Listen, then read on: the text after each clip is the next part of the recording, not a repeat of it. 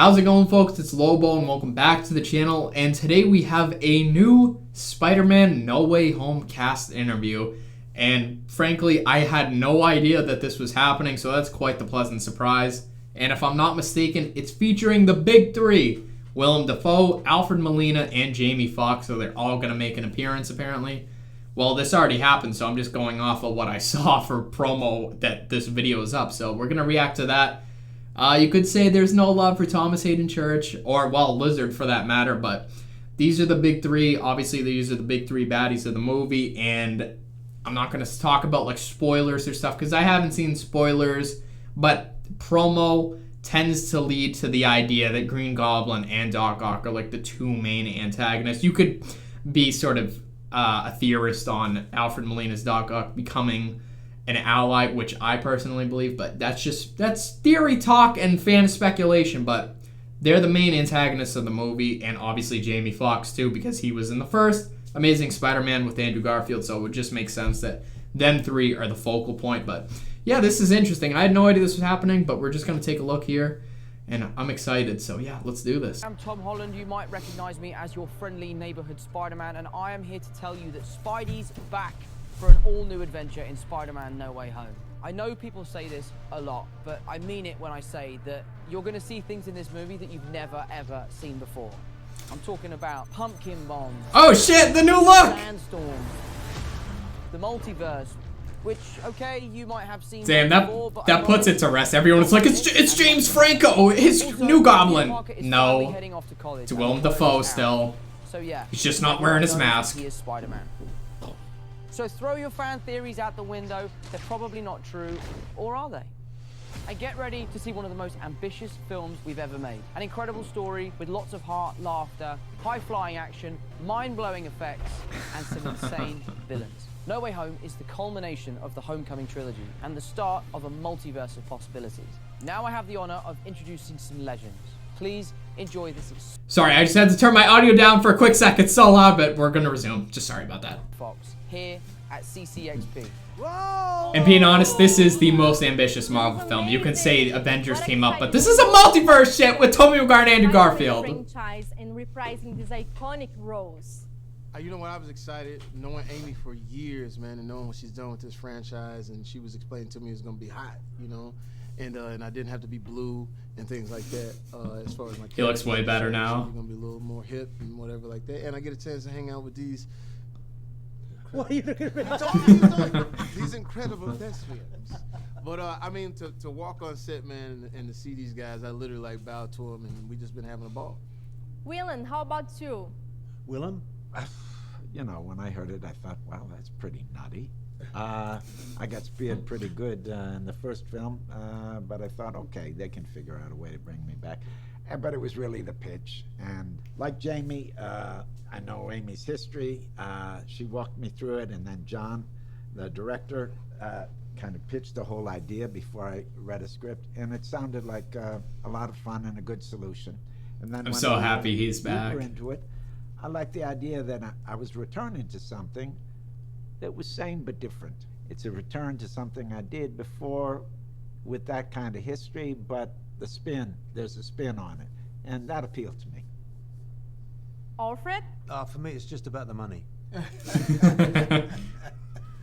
Oddly enough, Willem and I... How's he going to afford equipment for his precious tritium? About 20 years since his first Green Goblin, 17 years since my first time as Doc Ock, and these are the longest options that a studio has ever exercised on actors. You know, it's like we've been waiting.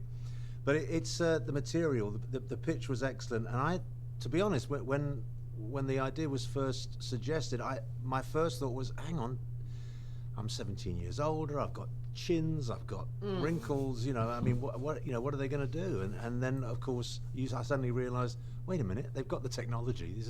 This isn't going to be a problem. But it's been very nice to come back to something that is familiar, but at the same time completely new, because the technology is... Yeah, they did a good job with the VFX and de-aging him. It looks really good. You know, and so that's it's kind of... I mean, he looks fine now, honestly. How did it feel to put the costume back on? Like, are you sure they needed to use it on him? Look at him now. He looks great. What? So uncomfortable those costumes are. But they look good.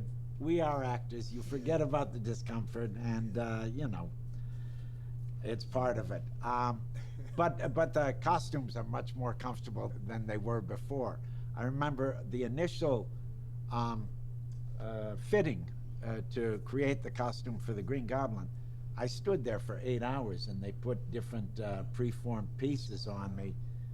Now, they scan me, and they can design it, and then make the costume, and then try it on me.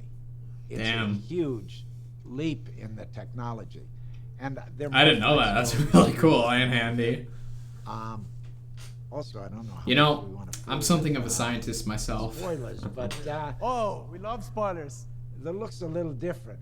Old sexy. Norman and the Goblin are further down the line, and they have a few more tricks up their sleeve. So it's not an exact. There have been upgrades on the costume, let's say. Alfred, how about you? Yeah, now he's got his little hoodie and shit. The main difference between that film and this one is that the tentacles are all kind of CG now. They'll all be superimposed on me at a later date. Whereas in the original movie, they were mechanical, and I had them like, you know. I've heard him talk about that before. Working them and stuff. That was really So cool. that's- They use like the real But model. It's just a great story. It's a wonderful world to be in. You know, it's we're having, you know, if I say so myself, we're having a lot of fun. A lot of fun. Jamie? I'm happy we got a brand new start, a brand new look. The blue, when we did it the first time, it was look, man, I didn't care. I was just happy to be in this wonderful course, and it was like you said, it was, you know, sort of like 2 or 3 hours or whatever like that. But with this new is fly. The homies is like, okay, we get you now. You know, when I was blue, they still roll with me. But okay, you blue. But with this one, it just feels more comfortable, and I think it feels more today, modern. Like, you know, not trying so hard. Like, It feels more like classic Electro, like minus the comic costume, but it just feels more like him.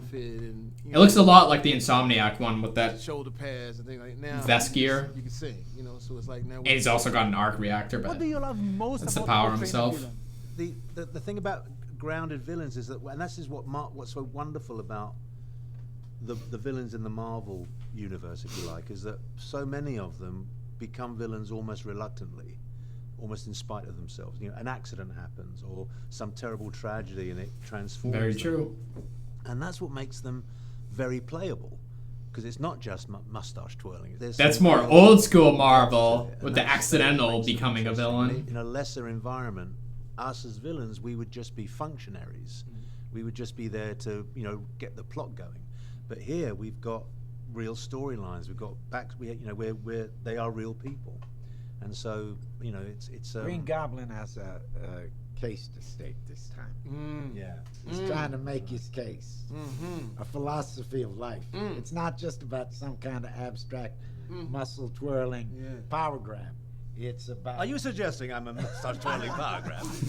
Now look In here. spite of everything they've done, eventually they will hate But now a you. tricky one. Which That villain quote is he the most said in terrifying? Spider-Man 1 Oh is man, it's crazy. so good. It's crazy because, like I said, we've just been watching Willem, and it seems personal. It's hard to say the exact quote when I'm listening to this. I'm sure I could if I was just like no filter, but if I didn't say it word for word, I'm sorry. I know what it is though. But when something is personal, and you could go all the way back to Shakespeare, when something is personal, and that either that jealous thing, there's nothing that could beat that. No matter what costume you put on, no matter what you say. So when he speaks, he has the power, and I think you'll really. But I'm being Okay, right though. sweet, It'd be different sweet. if I was I get blowing. embarrassed. Like here's the thing. But if I was Sounds blowing, good to me. but here's the thing. But if I was blowing, He's really adamant about not wanting to be blue again. I don't blame him. You get a character to be personal in the movie, it has the most weight. So.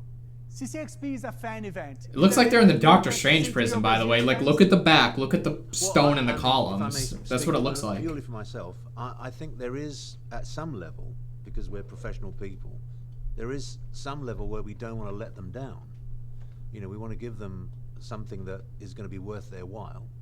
But the fact that a huge percentage of the audience are comic book fans who know this world, they love the detail, they love the kind of the inside baseball of it all. I think that's important to us as well, because, you know, we don't want to disappoint that side of the storytelling either. And so I think it's a sort of symbiotic relationship, really. You know, they give us the chance to give them what they want. He said symbiotic. I gotta tell you, it's You know what just that so much means. fun. Whoa, thanks, guys. Thank you. Thanks. Oh, it's over? Oh, that was cute. Holy shit, that was 9 minutes? Damn, that went by fast. Well, time flies when you're having fun, you know what they say. But anyway, there was the interview. It was more reiterating some of the old stuff, but it was cool to see how they were sort of like enticed into coming back. Jamie Foxx is just like, yo, I'm not going to be blue anymore. I'm back, man. That's hilarious. I mean, a lot of people made fun of him with the blue because you had like weird things like electricity fixing a tooth gap, and then he was just like bit by eels and shit. I mean, it was like a cool transformation, but that being blue and stuff. And he's right. When you can't really see the actor's face, you lose that sort of personalization and connection, because then it becomes grounded and relatable, because you can pick up on the emotions, what they're trying to say, and how they're obviously their facial expression, their demeanor and stuff. There's like so many layers into what you can get out of an actor's face. So when you're putting a heavy amount of prosthetics, CG on it and stuff, and making it look unnatural, you're just not going to get the same feeling if it was just a regular face. So it's that when you see Willem Dafoe, and a lot of people in the original Spider-Man No Way Home trailer, I think it was the second one where he was flying and he's throwing his little goblin bombs, the pumpkin bombs and shit, but he was flying and he had goggles on and a hood and stuff, and everyone was like, I said it earlier, oh, it's James Franco. No, it's not. It's still him. But you have such an incredible actor in Willem Dafoe that it would just be a disservice to sort of limit him to just being in a costume, because he could just honestly do the voiceover and then have some younger actor do the body/stunt work. But they're taking the different approach where they're like, hey, let's alleviate the mask and make it so you can actually see his face and sort of understand his intentions better and what he's trying to say at. And as he was saying, Goblin has a sort of message he's trying to do and stuff. But I said the quote, but it was just more on the idea of when he was not interrogating Tobey Maguire's Spider-Man, but when they're having that conversation on the rooftop, when he busts into the Daily Bugle and he's like, who's the photographer that takes pictures of Spider-Man? And J. Jonah Jameson was talking about, like, I don't know, he drops his stuff in the mail and stuff, but then he sleep gasses him and stuff and takes him off on the roof. And they have the conversation, and he's like, yo, you're powerful. Team up with me. We can get so much done and stuff. And then he sort of does the great idea that, you know, people love to see a hero fail and fall and die terribly and miserably and stuff. And that idea that in spite of everything you've done for them, eventually they will grow to hate you. It's like, wow, just putting that in perspective and stuff is so cool. And there was a sort of parallel in the second trailer to his dialogue. You didn't see his, well, initially you didn't see him, but it was just his voice talking when he was like saying, Peter, you're, let me try to remember this. Peter, you're struggling. There it is. Okay. To have everything you want while the world tries to make you choose. It's sort of that same idea with Tobey Maguire's Spider-Man, a little bit different, but there is a massive parallel there with choice and how the world perceives you and how they influence your ultimate decision making. And here, obviously, I feel like it would be more akin to, well, he knows he's Peter Parker, so obviously he has to struggle with the idea of protecting the people he cares about while also trying to do what he needs to do as Spider-Man. And sort of Green Goblin is being this little devil on the shoulder figure that's trying to appeal to his sort of other sense and entice him to his side. I wouldn't say like, come join the dark side, but he has a choice before him, and it's up to him how he can make that decision. And all those factors lead to one thing and stuff. So it's cool to see that Green Goblin is that little X factor that's presenting the situation. And again, he's struggling to make it. And he said, well, you try to decide this shit. So it's like, it's cool to see that, but it just makes me feel like, I don't know, I just get the sense that this Green Goblin is somehow going to be just, not darker, but I just feel like something big will more importantly happen with this version of Green Goblin.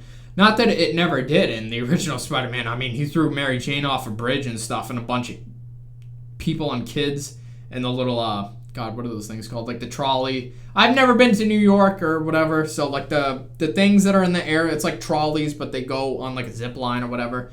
And he's just like, now choose. That is the moment where he said, you know, you have one choice, save the people or save your girl. Now choose. It's the same thing, presenting that idea or that decision rather, and then you're being stuck in such a pickle.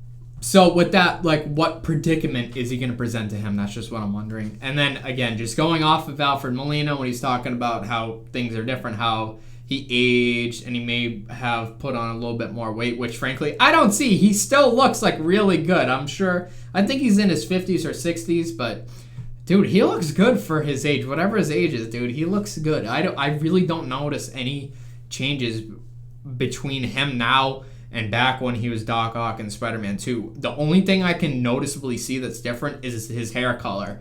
I would imagine he might have used like a little hair dye if it got a little bit gray, because it looks darker now than it did before. Before it was like a more lighter brown / sort of orange tint, but here it seems like a darker brown. Sort of, I don't know. I was going to say chestnut walnut, but then I'm like, I don't know wood shades, so it's a darker tone now. That's the only difference I can really see between him. But he looks really good. And the running joke is Willem Dafoe has been old for as long as he started acting.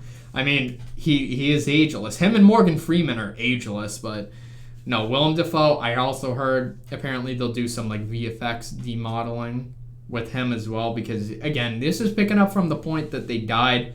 And 8 years ago, well, 9 at this point, soon to be 10, Jamie Foxx made his appearance as Electro, as Max Dillon, but he still looks the same. Like, I don't notice a difference. The only difference is, as he said, he ain't blue anymore, so I'm like, that's cool.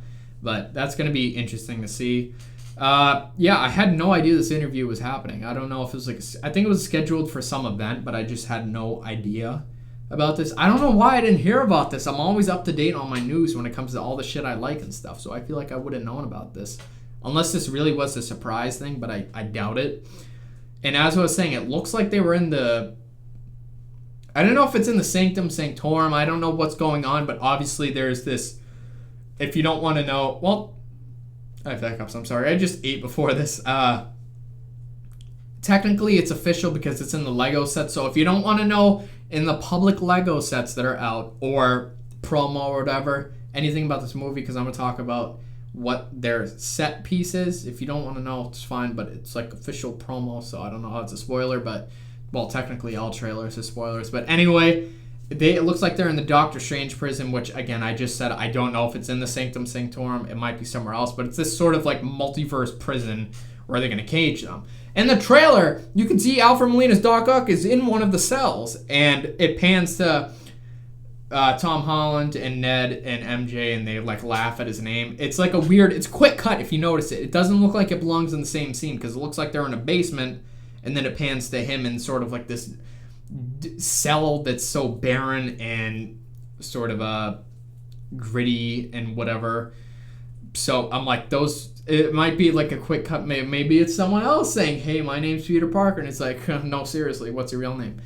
I don't think that is. I've just seen some people say that, but I don't know. It just like looks like two different scenes, but that whole scene does look like it is the prison, but it feels more complete because, again, there's more cracked pillars and stone walls and stuff, because as I was saying in the trailer, it was like weird because I'm like, wow, this prison flows into someone's basement. I'm like, what's the placing on that? But I don't know. We'll have to wait and see. But yeah, I'm still so damn excited for this movie. It comes out in less than 2 weeks. I'm seeing it 12 days from now on the 16th. It comes out on the 17th on theaters, but as usual, theaters always release shit like the day before for some reason. So I managed to get the first showing in IMAX on Thursday the 16th, so damn, I'm excited for that.